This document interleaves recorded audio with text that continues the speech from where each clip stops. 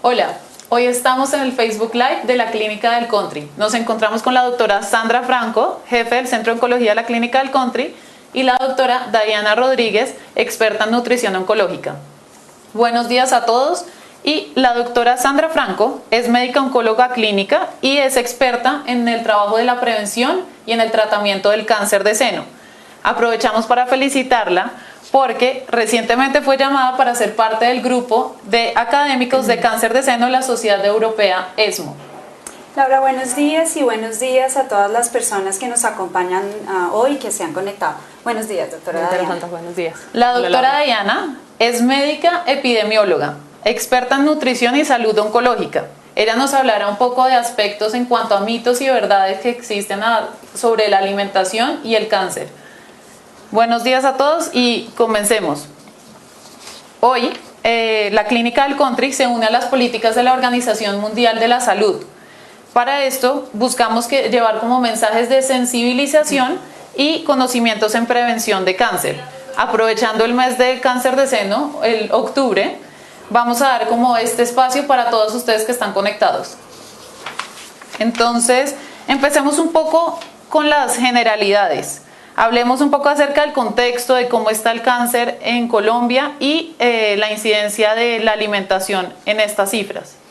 Bueno, en Colombia como en otras partes del mundo, el cáncer, y voy a hablar del cáncer de seno específicamente en este momento, está aumentando.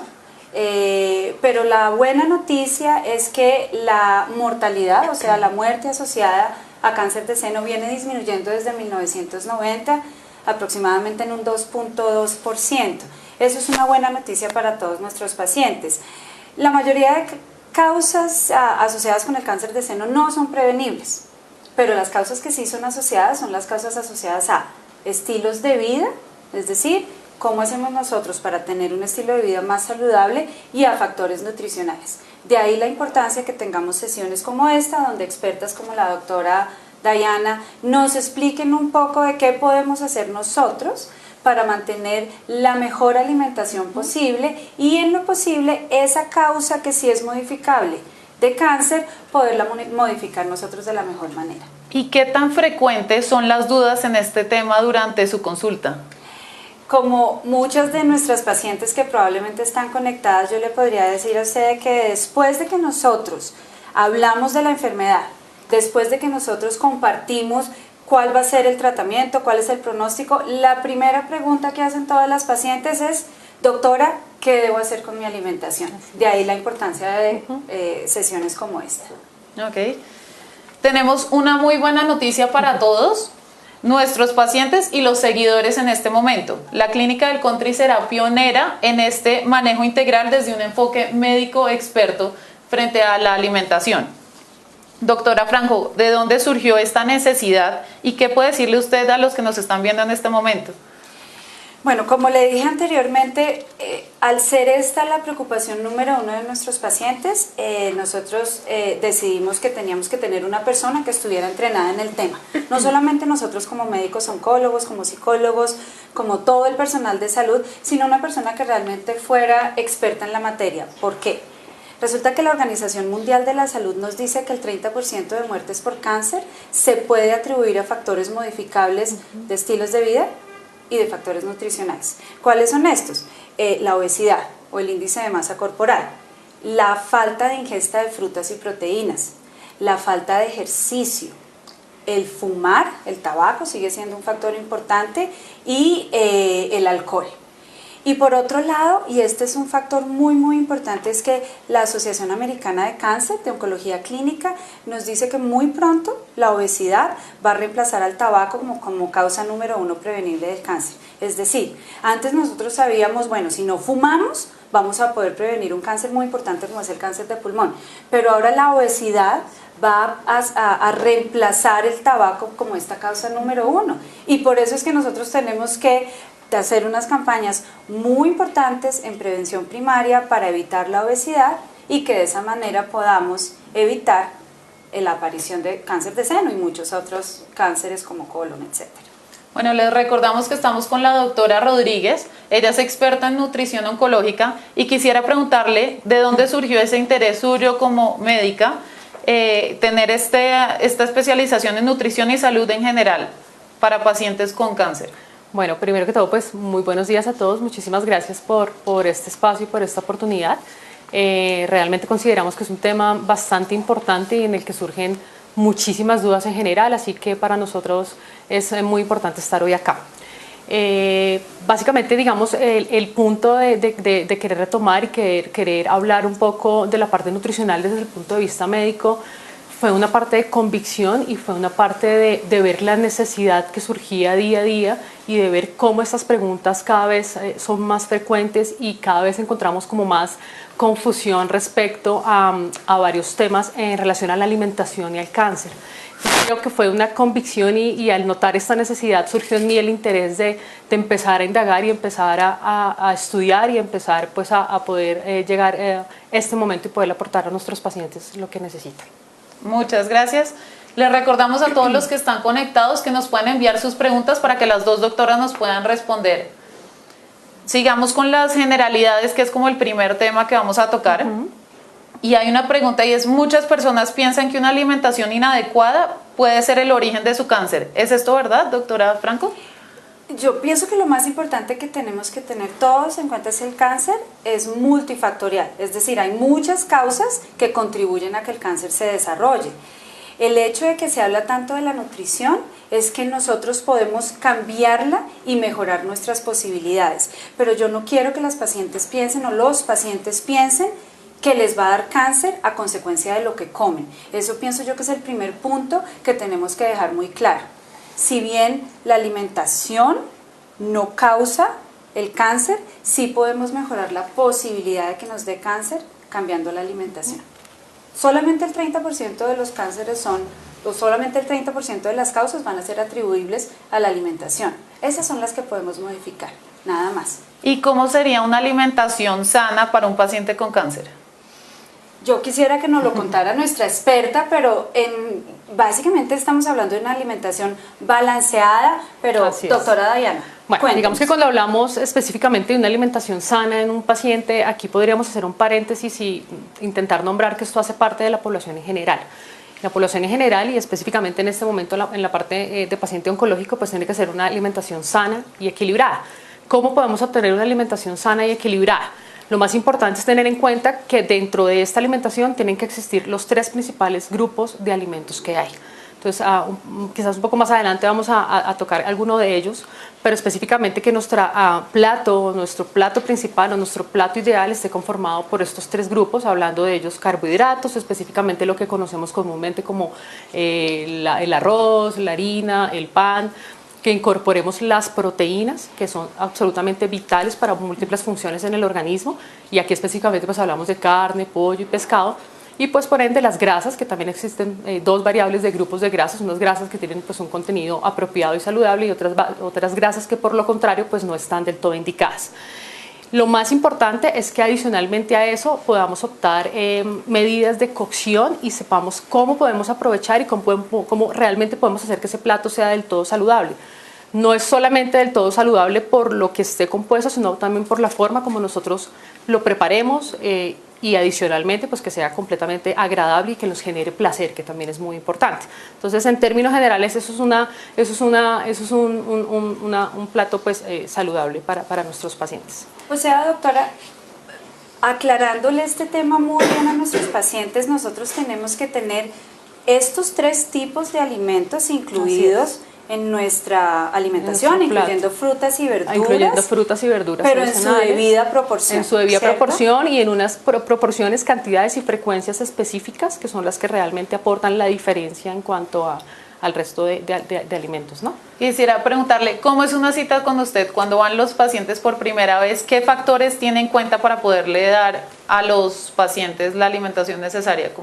Bueno, pues esto es un punto muy importante y es quererles explicar un poquito que la consulta manejada desde el punto de vista médico, en la percepción de la parte nutricional, es una consulta que tarda aproximadamente 1 hora.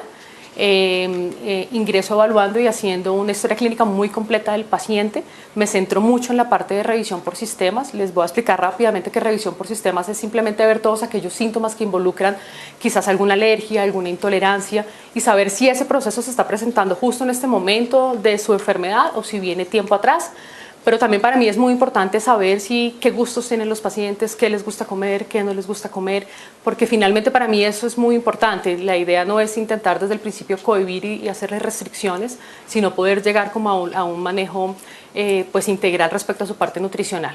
Adicionalmente hacemos una evaluación muy completa de la parte metabólica. Metabólicamente hablando es descartar algunas otras cosas que pudieran estar haciendo que nuestros pacientes estén aumentando de peso o estén perdiendo peso. Les pongo un ejemplo sencillo y son alteraciones de la tiroides. El hipotiroidismo por sí solo puede generar un aumento en el peso. Entonces yo tengo que estar completamente segura de que mi paciente está compensado en otros factores antes de intervenir en su parte nutricional. Y bueno, ahí determino el riesgo, determino en qué riesgo encuentro ese paciente, qué tipo de seguimiento tengo que hacerle, también dependiendo del tratamiento al que vaya a ser sometido, tratamiento bien sea cirugía, quimioterapia, radioterapia, y pues hacemos como un contexto muy global de la parte médica del paciente. Yo quiero hacer un punto importante que la consulta con la doctora Dayana no es para prescribirle al paciente una dieta. A nosotros nos encantaría eliminar el término dieta, porque nosotros no estamos tratando de diseñar la dieta para el cáncer, no, es más bien desarrollar estilos de vida que sean saludables, que el paciente disfrute su comida, que el paciente se alimente bien. Reemplacemos dieta por alimentación saludable y que esto se vuelva un hábito de vida para todos nosotros los que nunca hemos tenido una enfermedad o para aquellas personas que tengan ya una enfermedad. Hábito de vida saludable es el término adecuado. Pues sabemos que van a tener un cambio de hábitos, pero esto no es fácil. ¿Existe alguna estrategia para manejar esto? Bueno, sí, específicamente en la consulta, luego pues, de hacer toda esta evaluación inicial que hacemos, como no es desconocido, cambiar hábitos no es fácil. Cuando tenemos que entrar y decirle a las personas tiene que suspender, o no, suspender no, dejémoslo como limitar el consumo de ciertos alimentos, o tiene que modificar algunos alimentos, pues realmente no es fácil y no es desconocido para nadie. Pero eventualmente cuando hay una enfermedad de por medio, digamos, las cosas pueden llegar a ser un poco más manejables porque el paciente realmente quiere aportar de alguna forma a su enfermedad. Entonces, cuando me preguntan, doctora, ¿qué puedo hacer realmente para yo poder lograr cambiar todo lo que usted me dice? Porque todo lo que usted me dice suena muy bien, pero cuando yo lo quiero intentar hacer no me es fácil. Entonces, yo les pongo algo muy sencillo y es simplemente poner la palabra planear. Creo que la forma más sencilla es planear los cambios de los hábitos. Una forma fácil es que usted haga un planeamiento a nivel semanal, donde usted a la semana dice, esta semana yo quisiera, de acuerdo a lo que me estipularon en la consulta o la información que yo tengo, estipular ciertos alimentos, ponerlo en un lugar visible, en mi casa, en mi hogar, donde yo pueda recordar momento a momento lo que puedo hacer. Así va a facilitar además que en el momento en el que uno vaya a comprar los alimentos, pueda tener un equilibrio adecuado de los nutrientes y de todo el balance de lo que hablábamos respecto pues, al plato saludable. Además va a condicionar un poco cuando los pacientes ingresan a algún tipo de tratamiento y presentan alguna manifestación, llamemos alteración gastrointestinal, diarrea, náuseas. Durante sus tratamientos también va a facilitar que puedan tener a la mano en casa alimentos que puedan ayudar a contrarrestar un poco estos síntomas. Entonces yo creo que la palabra clave es planear y tener claro un planeamiento por lo menos semanal de su alimentación y creo que va a ser mucho más fácil poderse ceñir al cambio. Ese es un muy buen tip. Sí. Queremos saludar a todos los seguidores que tenemos en este momento conectados, son más de 100 seguidores y nos llegan muchas preguntas en este momento. Entonces nos escribe Juan Felipe Quintero Moreno y dice, en los pacientes que se encuentran con síndrome de emaciación, ¿qué recomendaciones nutricionales se pueden sugerir? Bueno, digamos que, pues hablando un poquito de la parte personalizada como tal, el contexto de cada paciente, tendríamos que entrar a hacer una evaluación de la condición actual del paciente. Es muy difícil de pronto dar una recomendación en general, porque pues las condiciones asociadas pueden variar. Pero digamos que en términos generales es poder mantener un balance dentro de lo más posible equilibrado en este tipo de pacientes, evitar que tengan un descontrol metabólico en sus cifras de glicemia, porque pues su estado y su condición general obviamente limita que ellos puedan tener una ingesta adecuada de alimentos. Entonces intentar en lo posible poder darle oportunamente soporte y las medidas nutricionales básicas para poder mantener en mejores condiciones. Pero pues vuelvo y digo, digamos, es un poco difícil poder dar una recomendación en términos generales, pero básicamente sería como intentar lograr mantener el equilibrio lo más posible. Importante que las personas consulten. Claro. Este tipo de situaciones se pueden mejorar, se pueden tratar, y es muy importante que busquen ayuda desde todos los ángulos, desde el ángulo de su médico internista, desde su oncólogo, si es por cáncer que se produce este estado, y desde el ángulo de una persona como la doctora Diana, que son expertas en nutrición. Nos llega otra pregunta, doctora Diana. Gloria Garzón nos escribe, ¿qué recomendaciones hay que tener en cuenta en la alimentación con la leche? Bueno, este es uno de nuestros principales mitos, creería yo, en relación a la parte de la alimentación, y qué bueno pues que hacen la pregunta. Respecto a la leche, se han escuchado muchas versiones, y una de ellas es que pues evidentemente genera cáncer, y en un cáncer específico que estuvo muy relacionado con el tema de la leche fue el cáncer de seno. Y era básicamente estipular que una de las grasas que contenía la leche era responsable de la presencia o del resultado de presentar un cáncer de mama específicamente. Se han hecho muchísimos estudios hasta el momento, hasta el momento no existe una evidencia absolutamente clara que relacione que el consumo de leche esté directamente relacionado con la presentación de algún tipo de cáncer. Lo que sí es claro es que en algunos casos podemos optar por ejemplo, tomar leches con menor contenido de grasa, que eso solamente nos va a favorecer adicionalmente a mantener un equilibrio en nuestro peso, y por ende todo lo que explicaba previamente la doctora Franco en cuanto a obesidad se refiere, porque pues la obesidad sí que es un marcador importante para posibles recaídas, o es más, hasta posibles nuevos tumores primarios en nuestras pacientes. Entonces digamos que la relación con la leche no existe. La Asociación Americana contra el Cáncer simplemente dice usted puede tomar de 2 a 3 vasos de leche diarios. Adicionalmente va a contribuir el calcio, la vitamina D, va a contribuir a otros procesos a nivel de nuestros huesos. Entonces digamos que hasta el momento no existe ninguna evidencia que nos limite el consumo de leche. Yo quisiera aclararle a la señora Gloria que ella no está sola. Todas las pacientes tienen la misma pregunta, y hacer énfasis en lo que dice la doctora Diana, que hasta hoy no hay ninguna relación directa entre la leche y el cáncer. No existe. Lo que sí hay relación directa es entre el sobrepeso, obesidad y el cáncer. Y la leche tiene mucha grasa. La grasa conduce a obesidad. Luego, si yo consumo un tipo de leche descremada, sin crema, la grasa no se encuentra en la leche, sino en el lácteo, sino en la crema que utilizan para hacerla saber más rico, esa paciente no va a tener ningún problema. Eso es importantísimo porque es un dato que nos preguntan todas las pacientes. Así que, por ejemplo, en pacientes con cáncer de seno, que sé que hay muchas pacientes que tienen cáncer de seno conectadas, es una pregunta frecuente porque los pacientes tienden a reemplazar la leche de vaca por la leche de soya, y hay algunos pacientes con cáncer de seno en los cuales no está recomendado tomar leche de soya. Resulta que aproximadamente el 70% de pacientes con cáncer de seno tienen tumores hormonosensibles, es decir, que los estrógenos estimulan el crecimiento del tumor. Y la soya es un fitoestrógeno. Entonces yo quisiera invitar primero a las pacientes que tienen cáncer de seno que consulten esto con su médico antes de hacer un cambio entre la leche de vaca a la leche de soya, porque podrían estar haciendo algo que no es bueno para su salud. Así es. Ok, ahí hablábamos de la leche. Ahora hablemos un poco de las carnes rojas. Nos llega una pregunta de Mari Cedeno.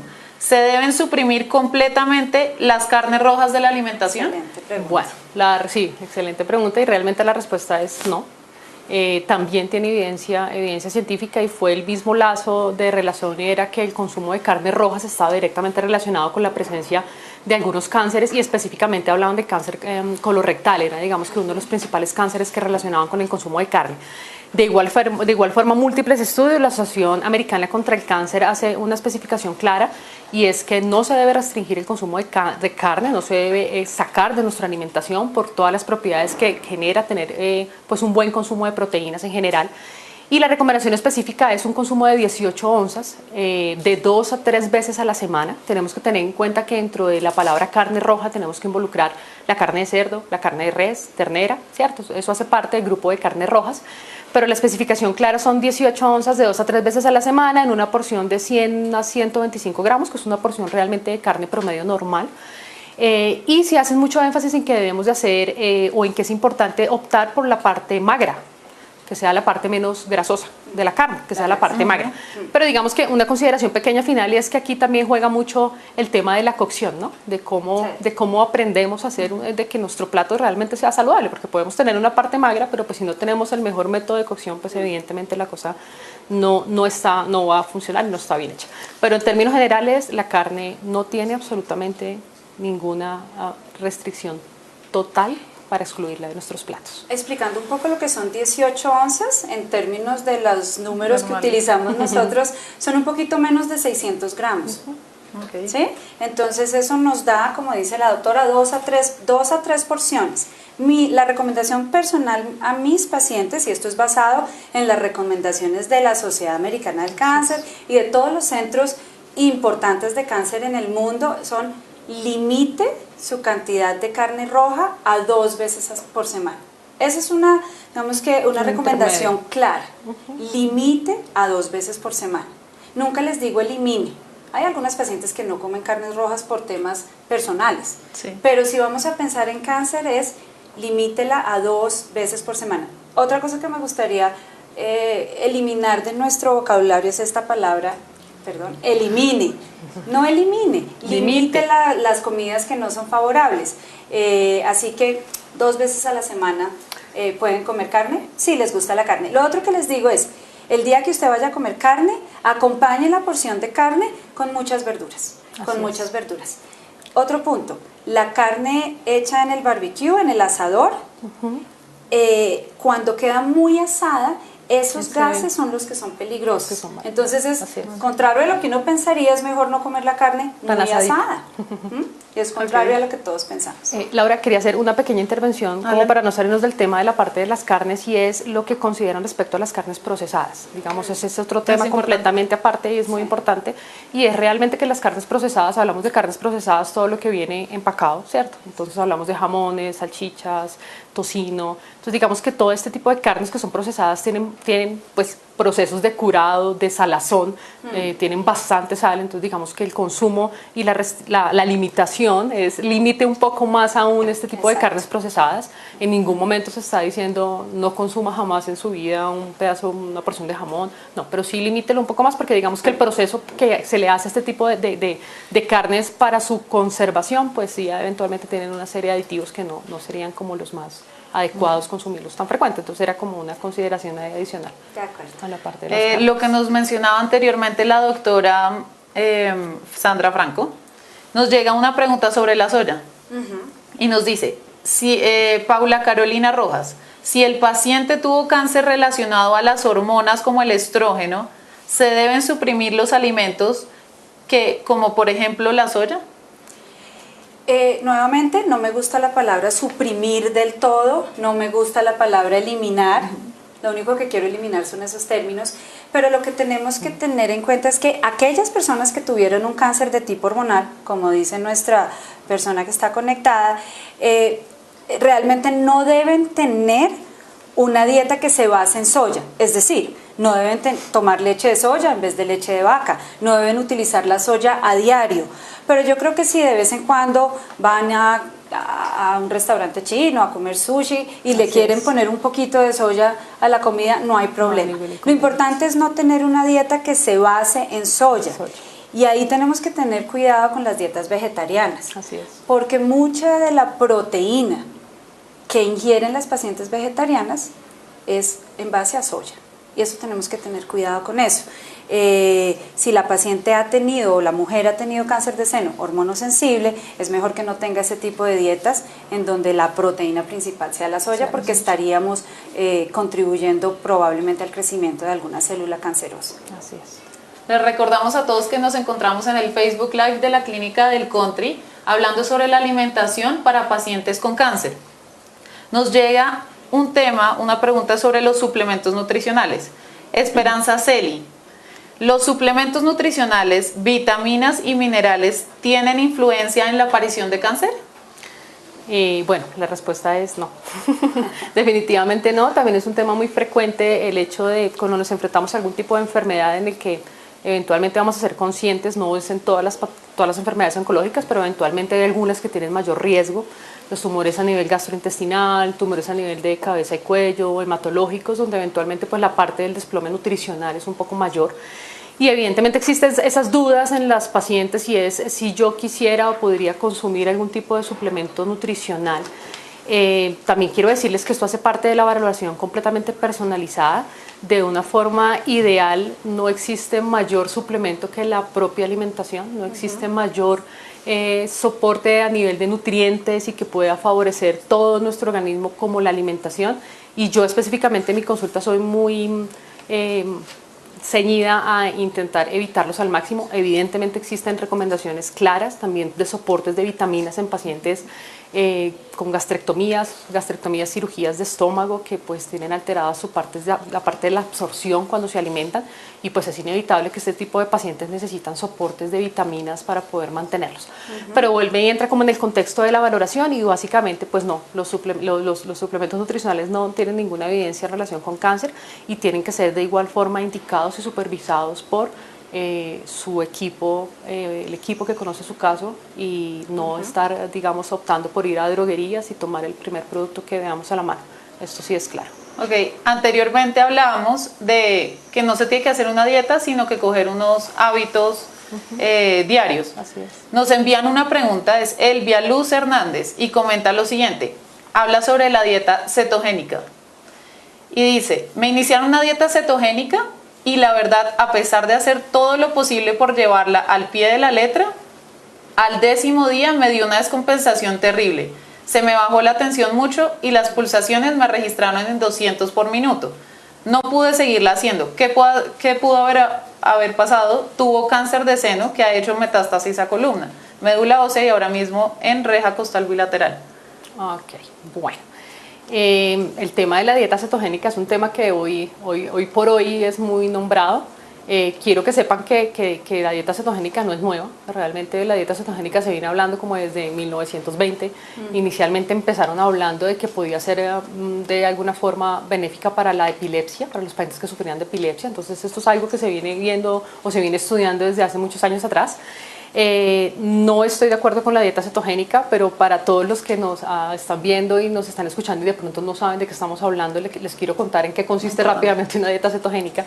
Y son dietas que son altamente ricas en grasas, moderadamente en proteínas. Entonces grasas, consumimos mucho aguacate, eventualmente aceite de oliva o todo este tipo de grasas polisaturadas o monosaturadas. Son dos tipos de grasas diferentes, pero en términos generales un amplio consumo de grasas, moderado consumo de proteínas. Entonces comen medianamente carne, pollo, pescado, y absolutamente o casi nada consumo de carbohidratos. Entonces digamos que esto genera un desbalance de lo que es fisiológicamente normal hablando, y es que cuando disminuimos de esta forma el consumo de carbohidratos entramos en una etapa similar a lo que sucede cuando estamos en ayuno. Cuando uno quizás se levanta en la mañana y no come, el cuerpo comienza a generar una serie de mecanismos o cambios, y específicamente unas componentes que se llaman cuerpos cetónicos, por eso el nombre de la dieta cetogénica. Y estos cuerpos cetónicos, estas grasas que estamos involucrando en altos niveles en la dieta cetogénica, cogen estos cuerpos cetónicos y generan energía que necesitamos para las funciones más básicas y vitales como respirar en adelante. Entonces se cambia ese mecanismo. ¿Qué pasa cuando entramos en una dieta estructurada donde tenemos los 3 grupos de alimentos principales como hablábamos? Entonces cuando entramos y tenemos el consumo de carbohidratos que también se estudia, digamos, de una forma personalizada. No todos necesitamos eventualmente el mismo aporte de calorías, eso también lo hacemos pues obviamente dentro de la consulta, pero en términos generales consumimos carbohidratos y lo que hacemos es activar por medio del metabolismo la glucosa, azúcar, y el azúcar es el que finalmente nos va a proporcionar esa energía. Entonces, en términos generales, lo que está sucediendo es que estamos cambiando lo que es fisiológicamente normal, estamos optando por un producto o por un mecanismo fisiológico generador de energía que no es el adecuado. De ahí el término que el azúcar alimenta las células y pues al azúcar alimentar las células, precisamente esta dieta cetogénica lo que hace es llegar ahí al punto de la glucosa y no producir energía por parte de la glucosa, sino por estos otros cuerpos cetónicos y se cambia toda la cascada. Entonces, pues definitivamente creo que no es acorde suplir ni generar este tipo de alteraciones. Estos cuerpos cetónicos, además para que se hagan una idea de lo que sucede con ellos, y es que se liberan en pacientes cuando están quemados, cuando están muy deshidratados, cuando tienen infecciones muy graves. Entonces digamos que no es el metabolismo usual y normal que debemos tener. Entonces pues es como una breve explicación y pues evidentemente no estamos. Muchas gracias. Son dietas que hacen que el paciente baje de peso, pero no son fisiológicas. Entonces no pueden ser buenas. Muchas gracias a todos. Gracias a los que nos están siguiendo en este momento. Síganos enviando sus preguntas para que las doctoras nos puedan ayudar a responderlas. Yo creo que podemos pasar al tema de los mitos y verdades.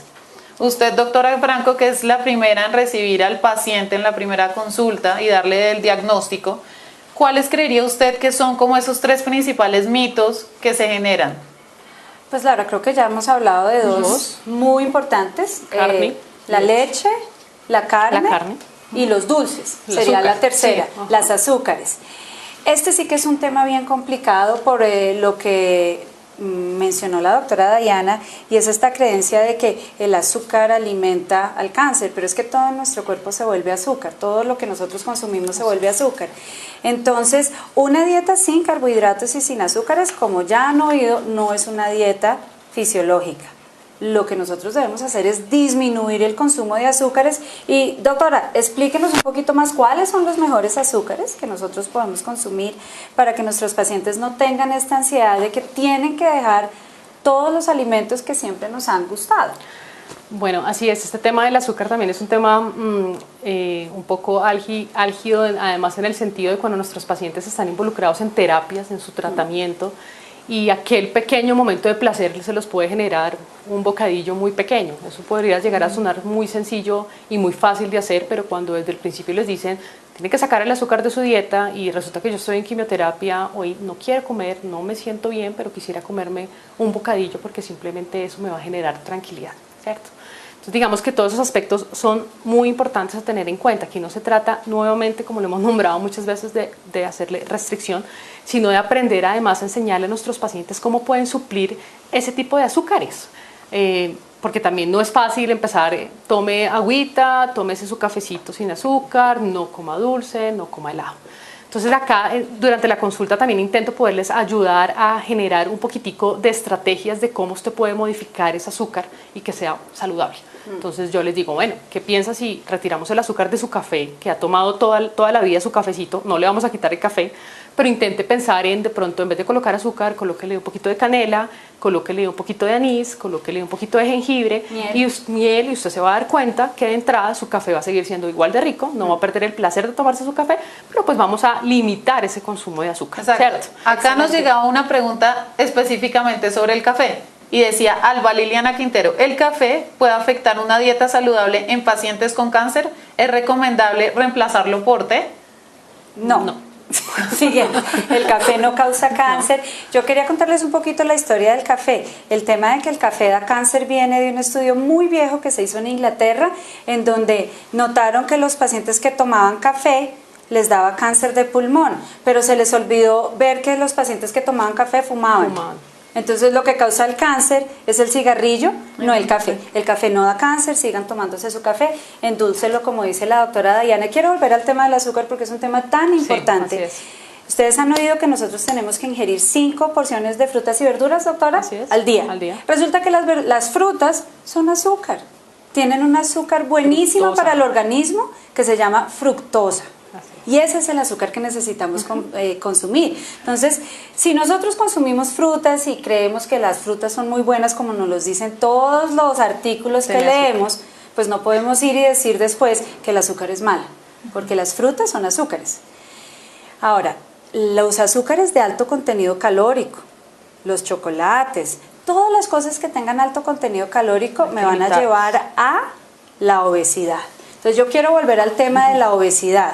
Es la obesidad, es la alta superficie corporal la que se asocia con cáncer, no el azúcar, no la harina, no la carne. Como sea que llegue yo a tener obesidad o una alta superficie corporal, eso es lo que va a ser malo para mi salud. Entonces, los invito a que no eliminen tampoco los azúcares de su dieta, solamente consuman azúcares saludables y en pequeña cantidad. Así es. Bueno, respecto pues a las preguntas que nos están enviando, llega sobre los alimentos anticancerígenos. Esto es un poco retomando también lo de las frutas y algunos vegetales. Y nos dice Sandra Viviana Leguizamón: se ha hablado de aumentar el consumo de alimentos llamados anticancerígenos, guanábana, tomate, brócoli. ¿Existe evidencia sobre las propiedades de estos alimentos?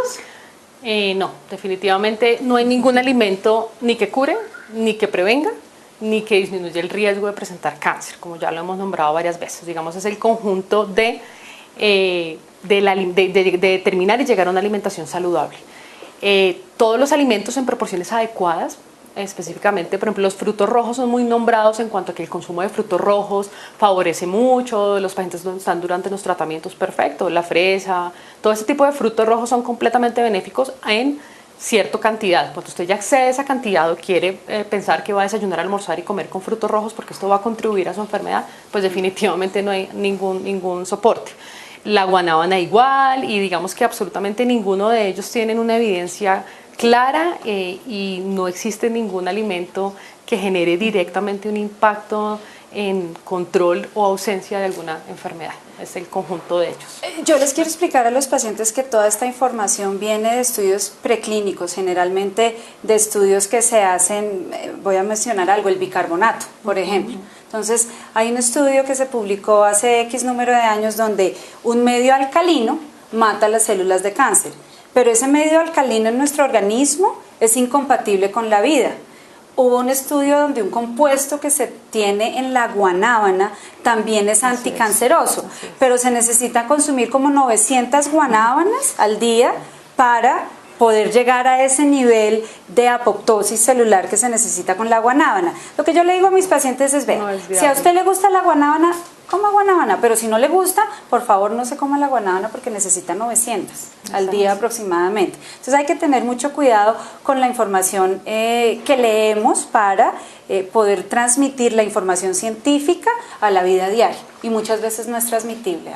Muchas veces es importante y que eventualmente el tema de la alimentación no se vuelva algo que genere tortura, preocupación en cuanto a la cantidad que debo de comer para llegar a tal fin, porque realmente pues no existe aún una evidencia suficiente para hablar de eso, ¿no? Yo le quisiera preguntar a usted de la cúrcuma. ¿Qué opina usted de la cúrcuma? Bueno, pues digamos que la cúrcuma también tiene tiempo atrás y venimos hablando de los poderes de la cúrcuma y de las propiedades que puede llegar a tener durante la enfermedad y el tratamiento de los pacientes. Tiene un efecto benéfico, realmente la cúrcuma en ningún momento ha mostrado nada contrario. Se puede usar durante muchas preparaciones de nuestros alimentos. Y pues nada, el tema básicamente es de igual forma no genera ningún impacto evidente en el que si yo consumo más cúrcuma o tengo más horas semanales de alimentación con cúrcuma voy a disminuir algún riesgo, pero sí tiene factores, digamos, benéficos en cuanto a la parte celular, en cuanto a varios procesos fisiológicos, ¿no? Vitales en el diario vivir. Y la mejor manera de consumir cúrcuma es en polvo mezclado con pimienta, aceite de oliva y poniéndolo en las ensaladas. Exacto, si creemos en los efectos antiapoptóticos, es decir, de muerte celular, de células de cáncer, de la cúrcuma, esa sería la mejor manera. Además que es un muy buen aderezo para los alimentos. No hemos hablado de los cítricos. Nos llega una pregunta que dice Miriam Rico: ¿cómo influyen los cítricos como el limón en una dieta adecuada en pacientes con cáncer? ¿Tiene alguna influencia? No, no, definitivamente no tiene ninguna influencia, todo lo contrario, el limón hace parte de poder obtener una preparación ideal en nuestras ensaladas, como acompañamiento. Uno adicionalmente de los trucos cuando hablábamos de la parte del azúcar es tomar un vaso de agua. Muchas personas no les gusta el agua, dicen no, agüita sola, pues de pronto no. Coger un limón, el zumo del limón y ponerlo en el agua también es otra forma de suplir todo este tipo de bebidas azucaradas, gaseosas, bebidas que contengan gas. Entonces no existe una limitación, no hay una restricción, ni hay nada relacionado directamente con la parte del limón específicamente, no. Y eso que usted menciona hace que esa bebida sea baja en calorías, que Totalmente es lo importante, baja en que la bebida que consumamos sea agua o sea baja en calorías. Así es. Yo les diría desde el punto de vista médico que tuvieran cuidado con el limón si están, por ejemplo, en tratamientos de quimioterapia, porque como es ácido, podría producirse síntomas de gastritis. Bueno, okay, sí. Pero digamos que el cuidado sería con los síntomas que se pueden producir, como la gastritis, y no que tenga relación con el cáncer o el tratamiento del cáncer. Así es. Ok, yo creo que podemos pasar al tema de la familia, de los amigos, del acompañante durante esta etapa de alimentación de los pacientes. ¿Qué papel juegan ellos? Bueno, este tema realmente me gusta mucho. Intento siempre que en mi consulta mis pacientes estén acompañados por la familia, porque creo que eso es un tema que es de familia. Aquí el tema no se trata de que el paciente o la persona que tiene el diagnóstico tiene que sentarse en la mesa a comer su plato diferente al resto de su familia. Digamos, la conclusión y una de las conclusiones finales es que esto hace parte de un equipo, esto hace parte de la familia. Es importante que todos nos integremos, que comamos en compañía y que toda la familia opte porque este es un método o un hábito de alimentación saludable para todos. O sea, que todos lo acojamos y que nuestro familiar se sienta completamente acogido. Creo que la parte de la alimentación va muy de la mano con la parte emocional de nuestros pacientes. Nuestros pacientes, el hecho de empezar a consultar y que empezamos a retirar toda la cantidad de alimentos que empezamos a retirar, y lo vemos muy comúnmente, y es el hecho de que empiezan a deprimirse porque llega el momento de que no saben qué comer. Entonces me quitaron, ¿qué como? ¿Y qué pasa? Que mi familia se sienta y todos comen y yo no puedo comer lo que come mi familia. Entonces definitivamente esto es un factor importante, es un factor en que, como ya se pudieron dar cuenta, no hay nada que esté completamente restringido absolutamente para el paciente con cáncer. Entonces esto es un punto de partida para que la familia haga parte de este proceso, se integren y puedan comenzar hábitos propios en la familia. Había algo pequeñísimo que no hemos tocado, bueno, quizás la doctora Franco lo tocó un poco al principio, es la actividad física para el control del peso. Sí. Yo quería hacer un énfasis en la comida en grupo, en familia. Creo que es importante que los pacientes sigan saliendo, si les gustaba salir, tener vida social. Ese aspecto es súper importante porque el aspecto emocional acompaña el aspecto nutricional y el aspecto de actividad física también es obviamente en familia, muy actividad importante. Física en familia, todo este tipo de actividades que intervengan y que los pacientes pueden salir, por supuesto. Mientras tengan una elección de alimentos saludables, cuando vayan a compartir con familia o amistades, pues esto está perfectamente bien. Hay un tema del cual nosotros no hemos hablado, no sé si nos lo van a preguntar las pacientes o no, o las personas que nos están siguiendo o no, que me parece súper importante, y es el tema de que además de la nutrición hay otros factores que son muy importantes en estos factores modificables que se asocian con el riesgo de cáncer. Y esos factores de los cuales no hemos hablado son, usted lo mencionó, la actividad física, el alcohol y el cigarrillo.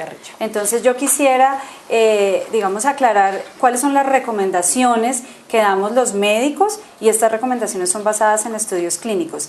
Número 1, 150 minutos de ejercicio a la semana, eso es poquito, son 30 minutos de ejercicio aeróbico moderado 5 días a la semana. No fumar. Ahí no hay ningún tipo de compromiso.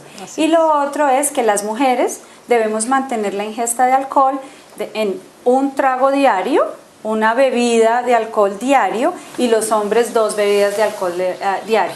Así es. Explíqueles usted qué significa una porción. Ahí es un poco importante poder explicar a qué traduce un trago, porque eventualmente para lo que puede ser una persona un trago pequeño podría ser para otro quizás una botella de cerveza un poco más grande. Entonces un trago básicamente en cuanto a cerveza, que es como unas 18 onzas, es una botella de 350 mililitros. Entonces si hablamos de cerveza al día para mujeres o 2 cervezas al día para los hombres. Si hablamos de un vino, 150 mililitros, entonces se traduce en una copa de vino, una copa promedio de vino normal para mujeres o 2 para hombres. Y si hablamos de tragos ya de mayor destilería, por ejemplo, hablamos de whisky o tragos de mayor destilería, son 30 mililitros, entonces más o menos como un poco menos del vaso normal que usamos para este tipo de licores. En eso se traduce, digamos, el término de las proporciones en relación a los tragos de licor. Entonces volvemos al tema, no es elimine No. esto o lo demás acá o lo demás allá de su vida, sino hágalo en las debidas proporciones.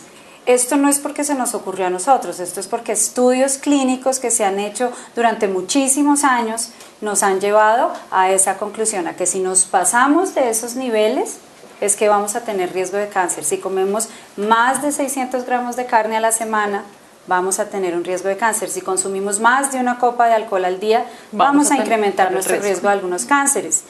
Si no hacemos ejercicio, vamos a incrementar un poco el riesgo de algunos cánceres. Un poco hablando del tema del ejercicio, nos envían una pregunta sobre eso. Dice José Martínez, ¿existe algún tipo de ejercicio en el que se deba tener restricción para pacientes oncológicos?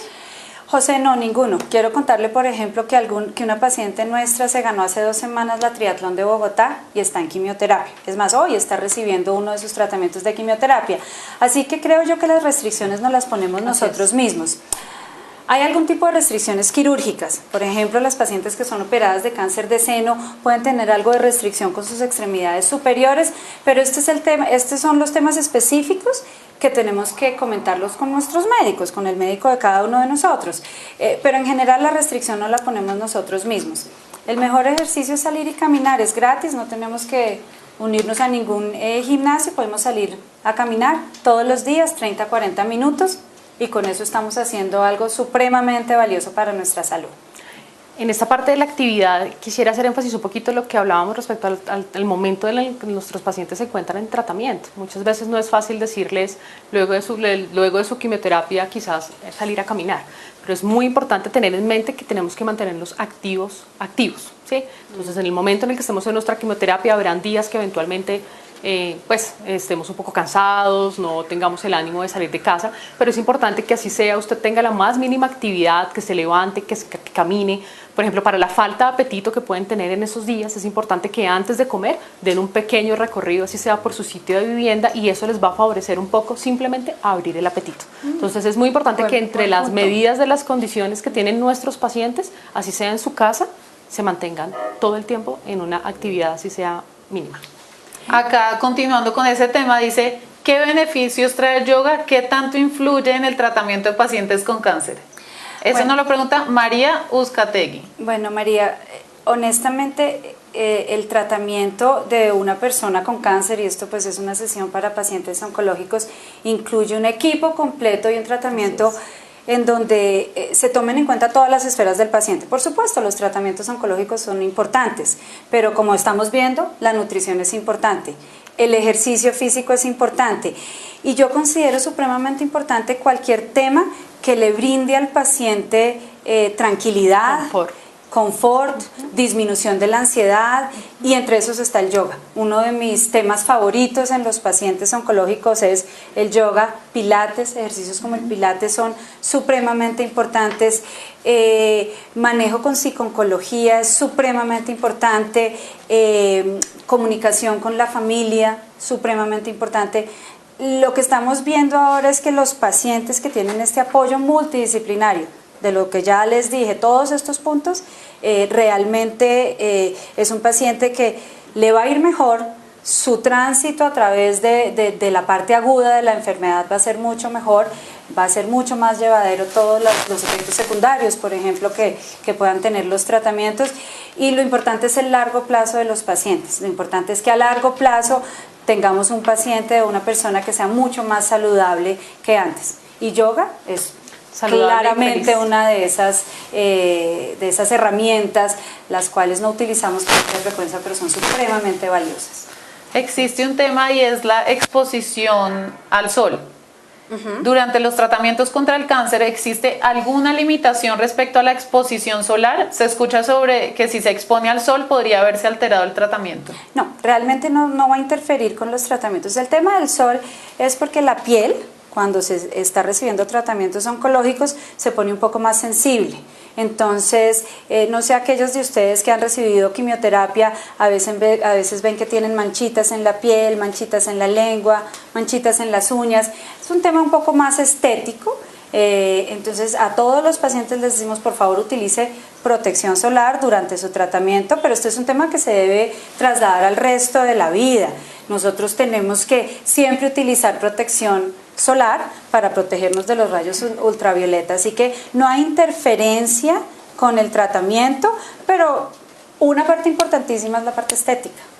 A todos nosotros, hombres y mujeres, nos importa mucho la parte estética y queremos siempre mantenerla de esta manera. Ojo con la radioterapia, sí hay un tema muy importante, que cuando el paciente está recibiendo radioterapia, el área que recibe la radioterapia no puede estar expuesta a una radiación adicional, como pueden ser la radiación de los rayos solares. En este tema quiero hacer una cuña y es a la vitamina D.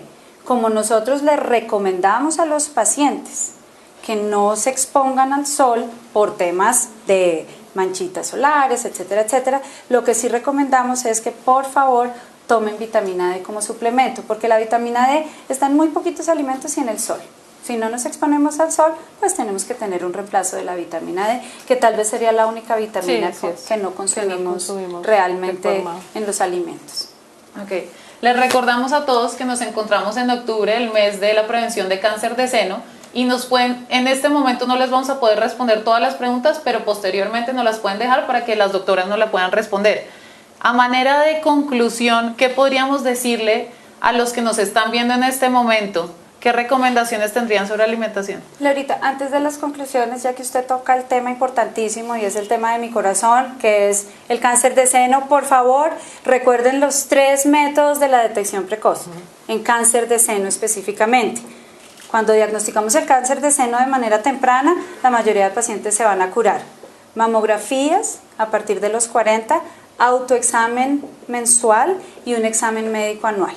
Ahora sí, doctora, por favor, recomendaciones. Bueno, en términos generales vamos a hacer un par de recomendaciones pues, para cerrar este tema y sí dejando muy abierto lo que dice Laura respecto a las muchas, que seguramente serán muchas dudas más, poder responderlas en algún momento.